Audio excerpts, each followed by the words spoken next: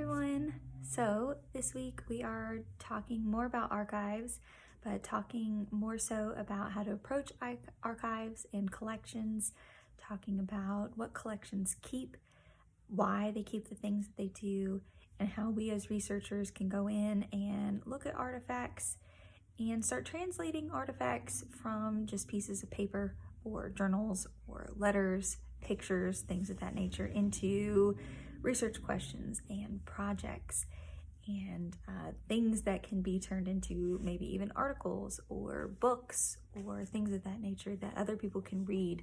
So it's not just us looking at cool things that are really, really old, but making use of them in some sort of way. So this week kind of starts that conversation, and we're going to read about how to actually go into an archive space. So whether you're coming here, whether you're going to one of the many organizations around Atlanta or elsewhere that houses archives, it kind of gives an inside look. The reading this week kind of gives an inside look on the basics of doing that. So how do you even approach going into an archives? The first time you go into an archival space can be a little bit intimidating, or you might be a little unsure of what to do. So the goal of this week is to kind of prepare you for going into that kind of space and knowing what to do in that kind of space, but also how to approach the actual objects that you look at. So the reading is going to give you a lot of inside information about how organizations organize the things that they have on file and in their collection. It'll give you kind of a frame of reference for knowing why they keep the things that they do, how they might be organized the way that they are, things of that nature. But I wanted to give you my perspective too as kind of a framework, because I've been doing archival research for 5 years now. I got my start doing archival research in the first semester of my master's degree. So I started doing a project about College Temple, and College Temple is an 18th century women's college that was in Coweta County in Newnan, Georgia. It was the first to grant women a Master's of Arts degree, and it has just some really interesting elements of this education site, this college. So there was a lot of writing that happened. The women there published their own periodical, they published their own newspaper. The site itself was also a hospital during the Civil War. So there was a lot of interesting things that happened there. It started as a women's school, and then it changed to a preparatory school, and then it changed to a school for everyone. So it allowed males as well, which was very unusual at the time for it to change that quickly. So it was only around 30 years. It was not open very long, but it accomplished quite a bit. It made quite an impact on the local community during a short amount of time. And in order to create that history, I've had to do a lot of archive work. So I've had to look at a lot of letters.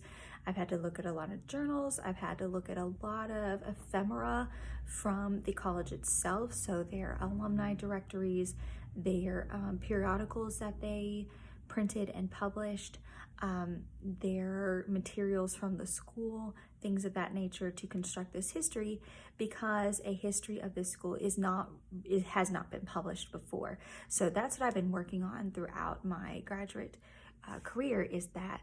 And the first time that I went to an archives was actually at the Historical Society. This was 5 years ago. I called on Miss Elizabeth Beers, who some of you who are local might know that name. She is quite a famous local historian. I called on her, and long story short, we met up.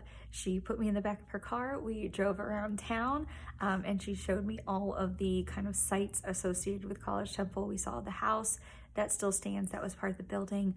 She took me to the gravesite of the founder, and then she took me to the Historical Society where they pulled the records that they had on the school, and I got to look through those. And so that was kind of my first experience working in archives, working with archives. And then from there, for the past 5 years, I have been visiting a lot of different archives, both online and in person, to gather this history of this place. I've been to over 13 different archives, either digitally or in person, and each one is a little bit the same and each is a little bit different. But I wanted to share just a couple things that I've learned that's a little different from the person sharing what they've learned in the reading, but a few things that I've learned in my years of doing archival research that I will share with you in preparation of doing your own archival research. But something that I have learned from doing my archival research is that when you are approaching the archives, you've got to think like an archivist. So that can be a little hard for those of us who are more researchers. So I'm more trained as an archivist from the research side. I am an English major. I am more of a historian versus trained to catalog the documents themselves. So I am more on the opposite end, where I'm looking at things that have already been cataloged and translating those into articles and things for the public to read and interpret. But you've got to think about or think through the collection or archives in the frame of mind of the person who is collecting them and organizing them. And I say that because when we're thinking only through the framework of ourselves as a researcher, what we do is look for keywords or look for documents under the name of what we're looking for. So if I am looking for my area of research interest, then I would only look for things labeled under College Temple. Well, nothing exists under College Temple. So I'm not going to find anything because nobody really knows about College Temple. There's no big collections under College Temple because there's no history written about it. So I've got to think like an archivist. That doesn't exist. So I've got to think about what other keywords are associated. When archivists typically organize their collections, it's organized by who donated it. It's organized a lot of times by family names. So we've got to think about those type of things that go into why things are organized the way that they are. So you may not find something right off the bat if you're only thinking from your point of view or from your framework. You've got to think from a different perspective. So a lot of times when I have found information on College Temple, it's because I have looked through alumni directories and I have looked for the names of people who went to the school, and I have found their families' documents or their families' collections at archives, and then found things about College Temple through that way. Another example I'll give is, so I've been doing some research, or I've done research in the past actually on the Confederate statue in town, and I didn't find anything listed under Confederate statue, monument, things of that nature. Nothing came up. Where I actually found information was through the name of the individual that raised money to have the monument put in town. So just another example of kind of changing your approach of how you're looking at documents. Okay. So from a researcher's standpoint, point of view, you kind of have to look at it different ways and think about the archivist point of view and why they're cataloging things the way that they are. So that's something that I have learned. Another thing that I have learned is to be prepared, but also let the archives lead you in a certain way. It's typically best not to go into an archives completely unprepared.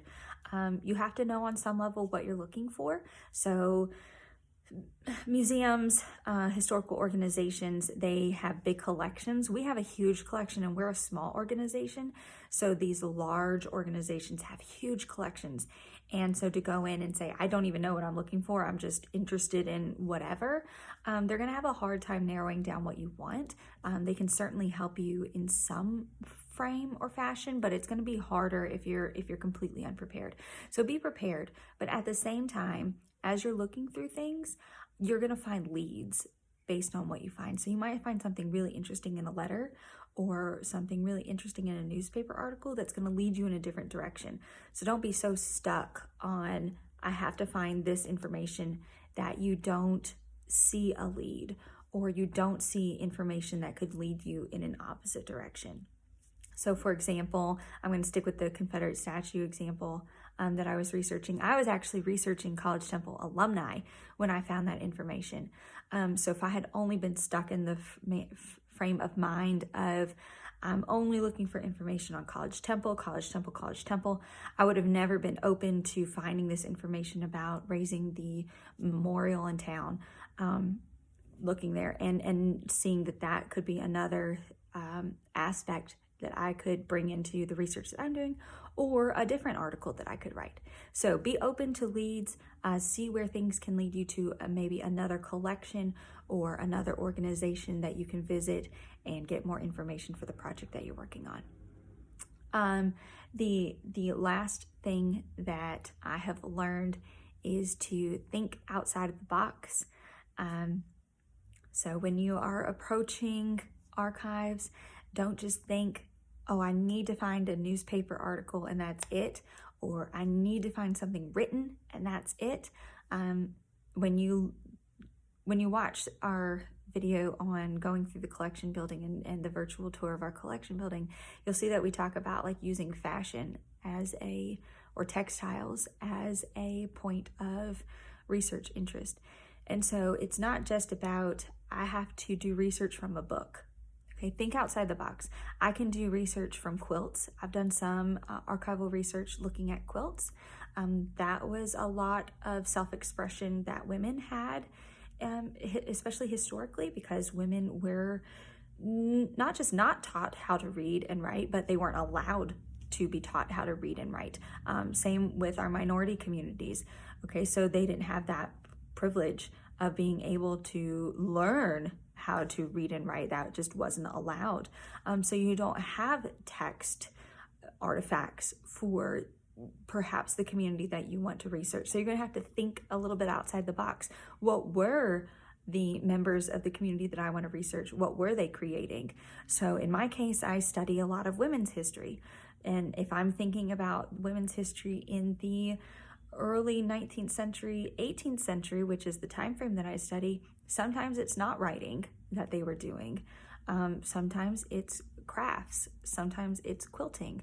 Sometimes it's baking or making food. Sometimes it's domestic arts. And that's how they were expressing themselves, and that's how they were making arguments. So you've got to think about even looking at objects and how that can contribute to your research. So I hope that this helps. These are kind of things that I've learned. It's more of like a theoretical, I guess, framework that I'm kind of sharing with you. And we'll get into more practical things. And a lot of those practical things are listed on websites when you go visit archives. You know, what sort of times can you go, whether you need to wear gloves, whether you can actually handle the artifact or not, because it may not be in a condition where you can actually handle it anymore, and things of that nature. And we'll get more into that, but there's only so much that you can practically handle a letter, and then before you can't translate it into something actually useful, because you're not thinking about it from a framework of how can I translate this into something that my audience can view and read and understand and find interesting and helpful in some sort of way, so that I can share what I've learned by reading all of these letters into a history that people can read and learn about. So I hope you're getting inspired to look at archives. That's what I've learned from my many years of doing archival research, and I learn every time I go into the archive something new. So read the article this week that gives another perspective of working in archives, and I hope you enjoy the virtual tour of our collections building this week. That kind of gives you an inside perspective of what might be important for a museum or historical organization to keep. And I hope you have a great week and that you're enjoying the class. Bye.